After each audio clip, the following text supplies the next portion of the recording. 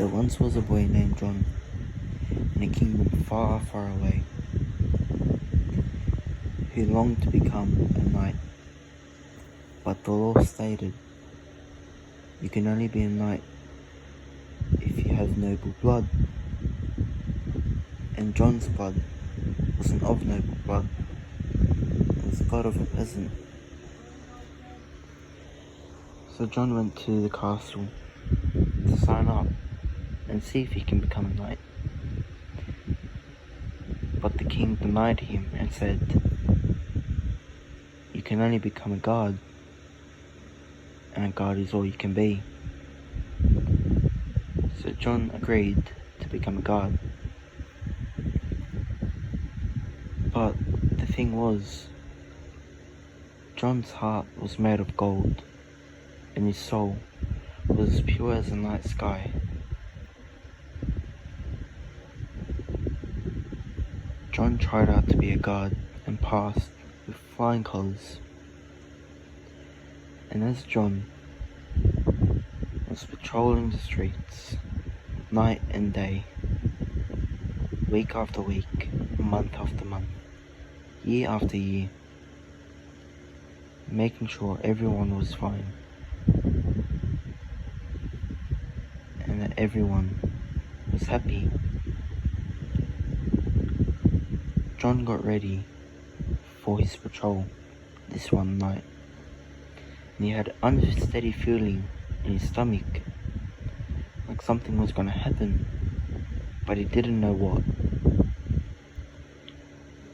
So John patrolled the streets with extra care and caution, on the alert for anything and everything. As John patrolled the streets, helping people get home, clearing out the taverns, he looks up in the sky and sees a ball of fire flying from the sky, almost like a meteor. But it was of no meteor he has ever seen. People in a panic looked up in the sky, frightened for what they just saw. A large, demon-looking thing flying over their castle, over the town. No one knew what it was until it got closer. They couldn't believe what they were seeing in front of them. A dragon. Something so strange. No one ever thought that they existed. They only thought that it was a little tale that parents would tell their children, so they'll listen to them. This dragon flew over the kingdom in circles just around the castle and around and around, looking down at everyone. All the commoners were scared, running around, but John's main priority was to make sure everyone was safe. So John quickly tried to gather as many people as he could and put them in the church. Once John knew that he got a lot of people in the church, he ran back out, looking everywhere, high and low, for anyone, just to make sure that everyone was in the church. The dragon, still flying above the castle, looking at all the guards and knights that are left on the street. The knights rallied up in the courtyard, ready for a fight that they will never win, a battle that they've already lost against the mighty dragon. The guards quickly race over to the knights to back them up, knowing that they will lose, but at least they'll die in honor The dragon lands in the courtyard and looks at the knights and guards and says, "Bring forth your most noble soldier, and your lives shall be spared." The king's son, whose heart was not made of gold, and whose soul was not as pure as the night sky, came forth and said, "I am the most noble of them all. What do you want?" The dragon looks at the young knight and says, "You are wrong. Your heart is as dark as the night sky. Your soul darker than your heart."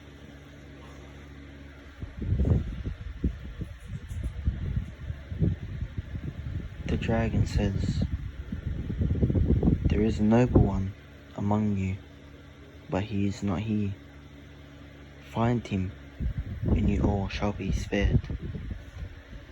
The knight and all the guards look at each other and think, who are we missing?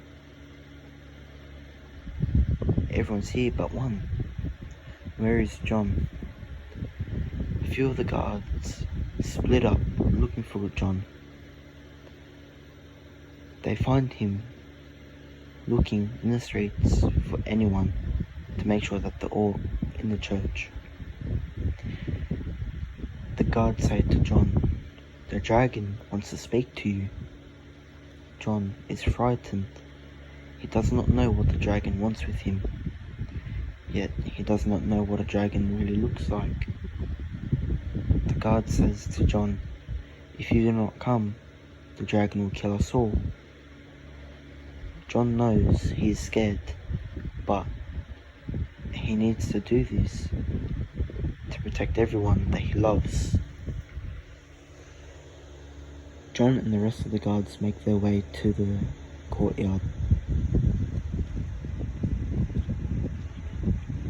John approaches the dragon and says, "You have called me.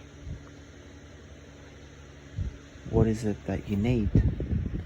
The dragon looks at John and says, "Your heart is gold. Your soul is pure as the night sky." John looks at the dragon and thanks him for the compliment, but says, "I do not know what you want with me. I am just a peasant, nothing more, nothing less." The dragon says, "No, you are wrong. You are a noble man. You are the only one looking for anyone that was left behind to ensure their safety, while all the other guards and knights rallied up to defend and fight me. But I am not here for violence. I am a friendly dragon. I'm a dragon of peace, the last of my kind." The dragon says to John, "I have been on this earth for decades, looking for someone to spend time with, to be accompanied with. But not just anyone, someone as noble as you." The dragon looks at John and says, "You shall come with me and spend the rest of your life where I live. And if you do not accept this, I shall kill everyone." John is confused. He just heard the dragon say he is a friendly dragon. But John knows that his main priority is to protect everyone. So John agrees to the dragon and says, "I shall come with you, but can you let me say bye to my family?" The dragon agrees and says yes, but be back quick. John runs to the church and says bye to his family. His family, devastated, crying. They do not know what to say to John. John says, "I must do this to ensure that you are all safe." His family looks at John and they say, "I love you." John looks back at his family and says, "I love yous too, I'll never forget yous." John makes his way back to the dragon in the courtyard and says, "I am ready. We can go now." John climbs up on the dragon and the dragon starts to fly off to where he lives, far away from the kingdom that John knew as home. The dragon flies to a beautiful place where it's all peaceful, mountains and waterfalls, trees beyond trees, nature, animals living in peace and harmony. John has never seen anything of it. The dragon lands in this beautiful place. The dragon looks at John and says, "Thank you. You didn't even have to come. I would have spared all of your lives. Like I said, I am a friendly dragon. I am not here to harm anyone, just here to look for a friend." John says, "It is okay. I'm a man of my word, and I've given you my word that I'll stay with you." The dragon, now feeling sad in his heart, knowing that he's taken John away from his family and loved ones. But the dragon looks at John and says, "You do not need to stay if you don't want to. You can leave. I will understand. I'll just live the rest of my life alone."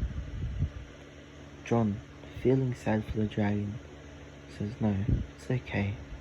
I will stay with you. No one should be left alone." The dragon starts to tear, almost like a waterfall. John, looking at the dragon, says, "Why are you crying?" The dragon says to John, "I am the last of my kind. They are all dead. They've passed away. They've lived their lives. And I'm the last, the only dragon. I've been alone for almost 100 years, not being able to talk to anyone."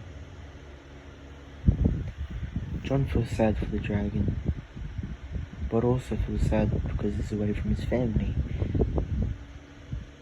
But John says to the dragon, "Why don't you go back to the kingdom? Stay with us. You can live with me and we'll be friends." The dragon says, "No, your king will use me to his advantage to gain power, and I do not seek violence." But John says, "Then we can start our own kingdom, a kingdom of peace and harmony, where everyone and anyone can live knowing that they'll be safe." The dragon looks at John and agrees. But the dragon says, "Where shall you start your kingdom?" But John says, "We will go back to our king, to my king. He will listen to you. You are a god to them, an almighty being." The dragon looks at John and says, "Alright, I'll give it a shot. I'll talk to your king." They fly back to the kingdom to talk to the king.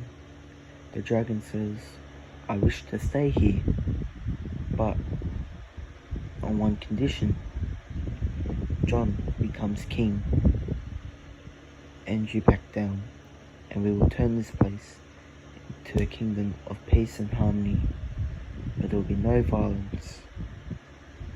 The king looks at the dragon and says, "I will give you and John the crown on one condition.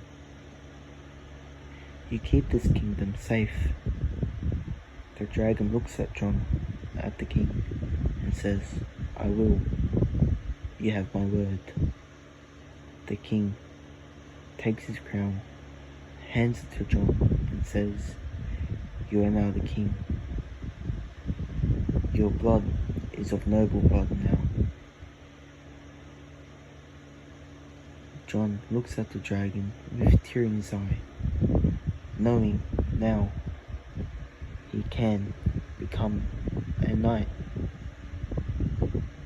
but also a king. John and the dragon turn this kingdom into a peaceful place, a place where everyone is safe, a place where no one is discriminated by, a place where everyone is welcome. But if you want to become a knight, you do not need to build noble blood, but a heart of gold.